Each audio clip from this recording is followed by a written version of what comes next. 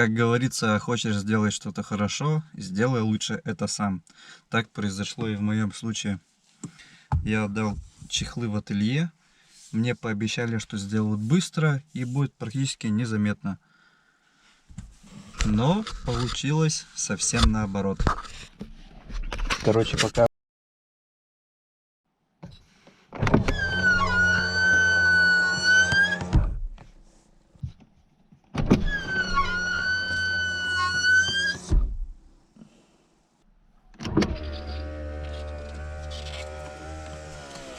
Ну, в общем, вы все слышали, да?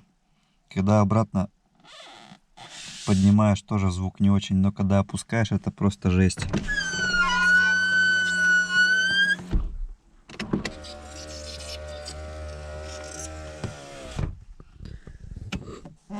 По-любому тут скопилось очень много грязи. Если внимательно присмотреться, тут прям такие жирные полосы. Ну, будем пробовать скрывать. Я пока не знаю, конечно, как она разбирается, но сейчас будем пробовать. Оказалось, все довольно-таки просто. Здесь болт, здесь болт. Отсюда вытаскиваем пластик. Снимаем здесь вот этот вот кармашек. Потом раз клипса, два клипса. И вот тут вот еще саморез.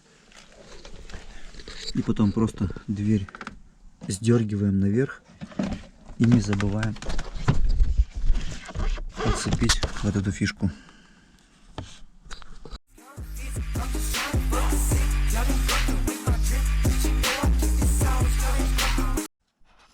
Прикиньте, начал разбирать вторую дверь, а тут, оказывается, даже просто так висит болт не прикрученный.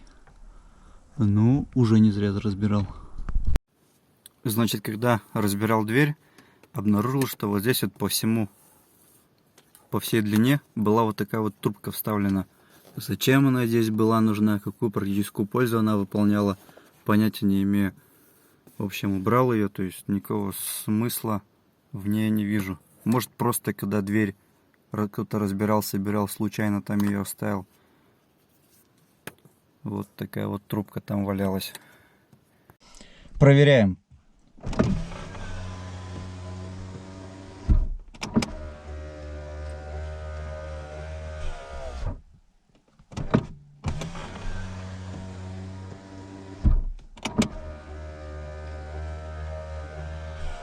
Ну, вроде бы получше, но мне все равно не нравится, как она опускается, поднимается. Да хотя что, придираюсь в машине, блин, 29 лет, поэтому нормально.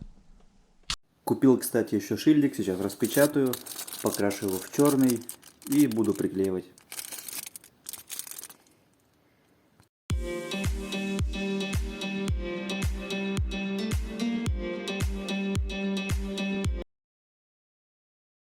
Обивку багажника тоже решил немножечко постирать. Не знаю, получится или нет. Поехали.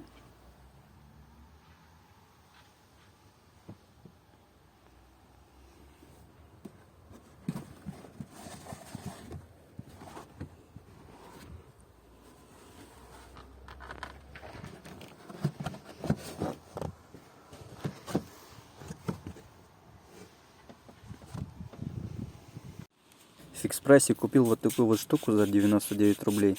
Не знаю, справится ли она. Давайте посмотрим.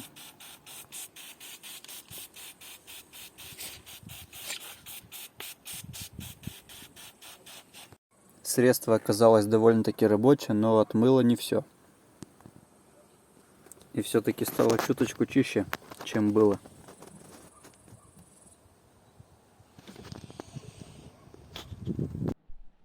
И опять я все разобрал, и все лишь для того, чтобы залатать вот такие вот маленькие дырки. То есть это пассажирское сиденье, а вот это заднее. То есть на заднем две таких и спереди вот одна. Сейчас повезу все это дело в ателье, потому что сам не смог красиво все сделать. Посмотрим, что получится сделать у них там. Вот этот кусок я сейчас отрежу и вместе с обивкой сидений отвезу тоже им. Может быть, они из него сделают заплатки.